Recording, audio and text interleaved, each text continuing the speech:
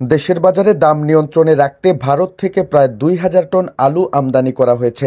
মঙ্গলবার সন্ধ্যায় মালবাহী ট্রেনের মাধ্যমে আলুগুলো বেনাপোল বন্দরে প্রবেশ করে।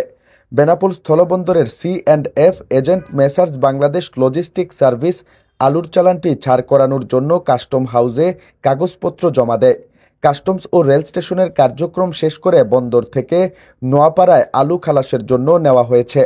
পরবর্তীতে সেখান থেকে আলুগুলো ঢাকা, চট্টগ্রাম সহ দেশের বিভিন্ন এলাকায় পাঠানো হবে। Benapole rail station master Saiduzzaman জানান, আলু রপ্তানি করে ভারতের মালদার ডিলাক্স ইন্টারন্যাশনাল নামে একটি প্রতিষ্ঠান, আর আমদানি করে রাজশাহীর চাঁপাই নবাবগঞ্জের সাজ্জাদ এন্টারপ্রাইজ। একটি কার্গো ট্রেনের ৪২ ওয়াগানে করে ৩৮,০০০ বেগে আলুগুলো আসে, যার ওজন ১৯ লাখ কেজি বা ১,৯০০ টন। পণ্য চালানটির আমদানি মূল্য $৪,37,০০০ মার্কিন ডলার। বাংলাদেশি টাকায় প্রতি কেজি আলুর দাম দেখানো হয়েছে ২৭ টাকা ৬০ পয়সা।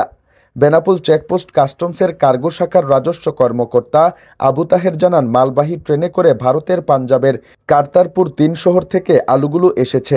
এর আগে ২২ ডিসেম্বর ভারত থেকে ৪৬৮ টন আলু আমদানি করা হয়। তখন আমদানিকারক ছিল রাজশাহীর চাঁপাইনবাবগঞ্জের মেসার্স টাটা ট্রেডার্স। আলুর চালানটি নওপাড়া থেকে খালাস করা হয়েছিল।